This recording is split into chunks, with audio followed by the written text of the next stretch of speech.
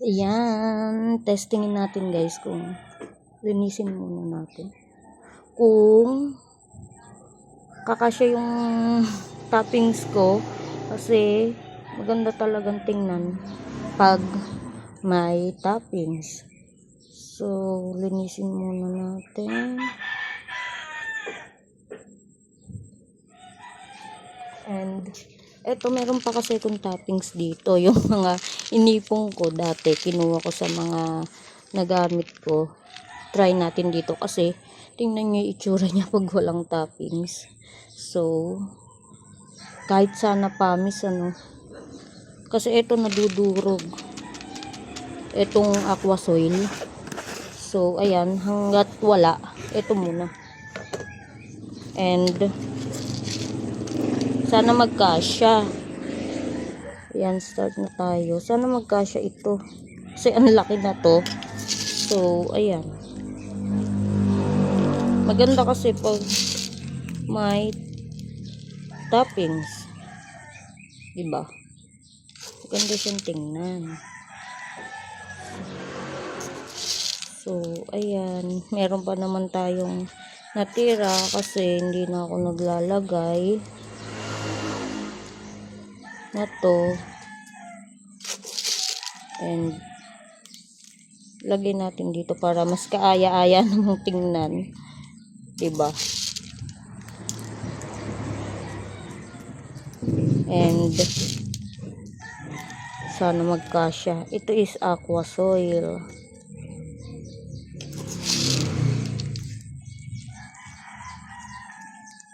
Maganda kasing tingnan pag meron toppings.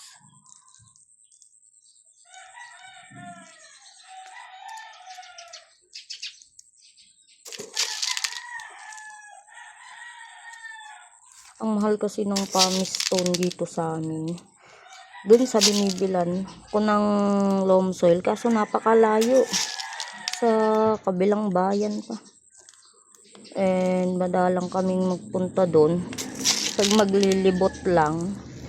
And hindi naman kami, ayan ang ingay.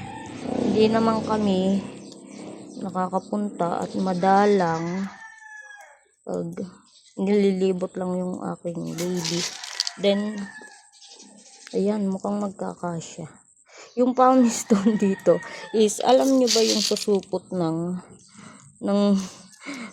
yelo? Ganun lang. Yung price niya is 40. Ang unti. Tas ang unti. So, hindi na ako bumibili at hindi ako bumibili. Sa online naman is yung ano naman, SF naman. Ayun, kaya dito yung rice hull is free. Kung saan ko lang nakikita. Kasi ano dito, puro bukid. Then pag nag-anihan, ayun, inaano nila, ginagawa nilang palay, bigas. Kaya nagkalat lang yung rice hull dyan. Or ipa. Kaya okay rin naman yung rice hull. Pero maganda din yung kung may pumice stone. Kaso kailangan nating magtipid-tipid. So, ayan. Tsaga-tsaga lang. O, diba nagkasya? Sobra pa. Diba mas magandang tingnan siya kaysa yung kanina.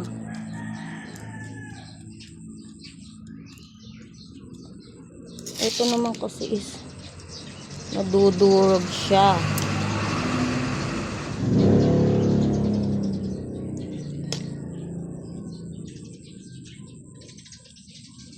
Diba ang ganda?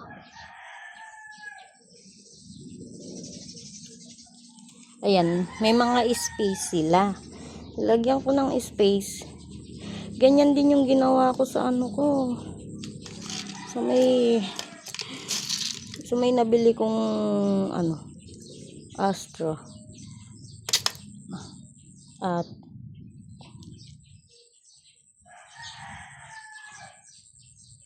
nagdikit-dikit na sila. Ang tagal na kasi. Lumaki na sila. So, ayun, nagkukumpulan na sila dun. Then, ayan, ang ganda. O, diba? Mas maganda siyang tingnan at kaaya-ayang tingnan. Kaysa kanina. And, ayan, ang ating, ano, na-earpod.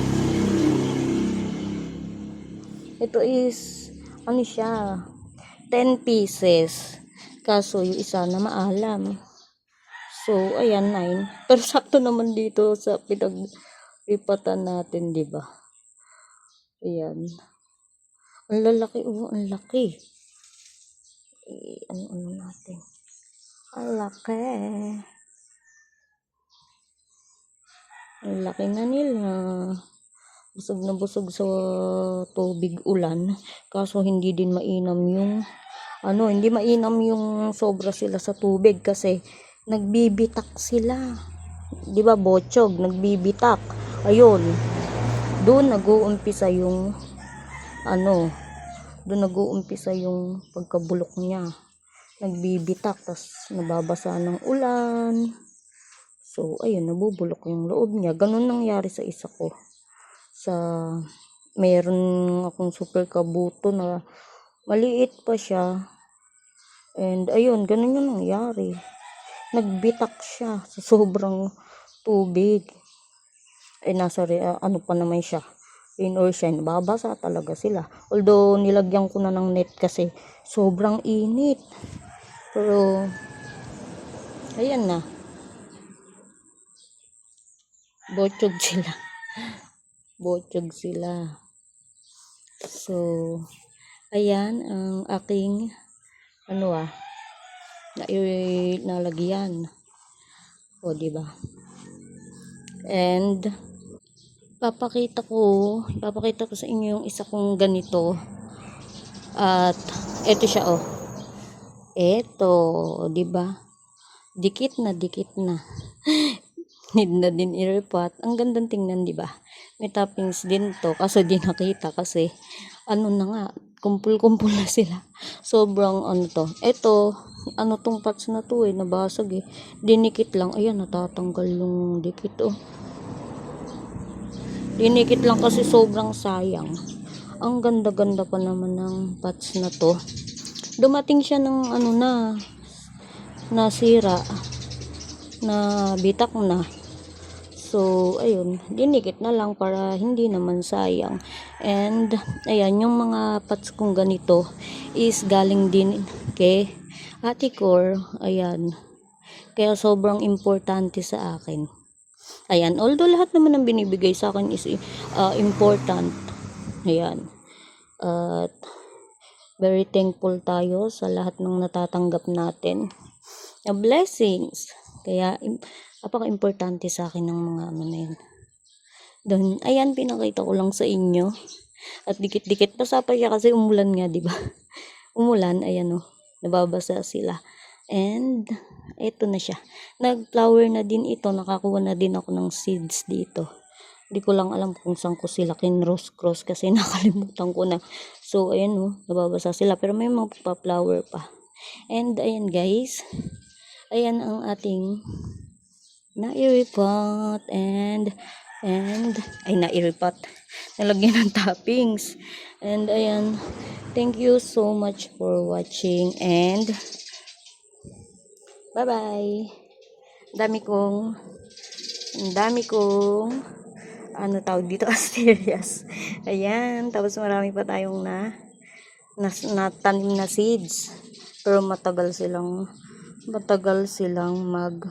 talaga tumubo. And ayan putok na din to. Ayan kaya pag sobra sila sa tubig. So ayun, ito sila ang aking mga meron pa doon. Meron pa yung mga nakahiwa-hiwalay. And ayun guys, thank you for watching. Bye bye. See you on my next videos.